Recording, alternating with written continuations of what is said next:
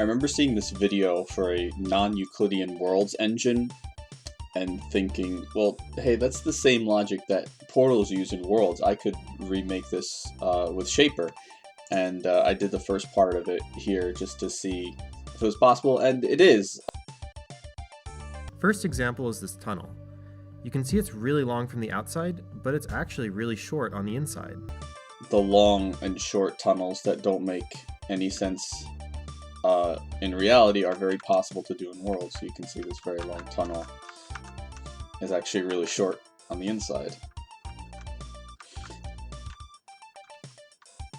And this really short tunnel takes a while to get through, and here's where you see the problem with trying to do this in worlds is that portals are messy and they don't always show what's through them and the second portal quite right. So while all the logic is correct here, the limitation of doing this is with portals, but I do think that everything in that video would be possible to replicate at least like 90% closely in worlds.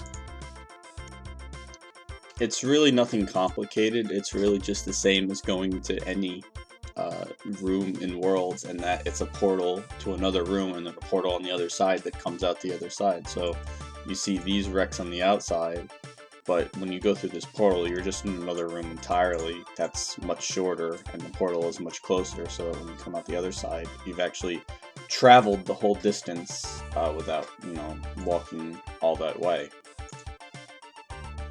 And similar for the short one, all you're doing is going into a portal into a long room with a portal that's further away.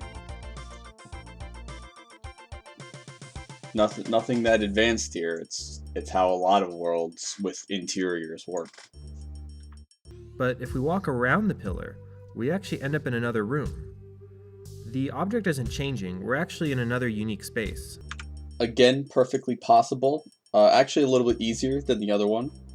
But we see we're here with the object, and then if we walk this way around the pillar, we're in the other room now. The portal in this instance is almost completely seamless. Like, you can't tell that it's there because everything is flush. I just used the default room, so there's probably some more work to be done if you want to use this practically. But yeah, you can just seem like you're in the same place, but actually you're moving worlds. So I'm not trying to say that this guy's work is outdated or has already been done or anything like that. His engine can do so much more than worlds could ever hope to. But I do think that it's interesting to think about these sorts of designs when making worlds, and you can make some really confusing and interesting to explore places using this sort of logic that we took for granted until it's been pointed out to us more recently.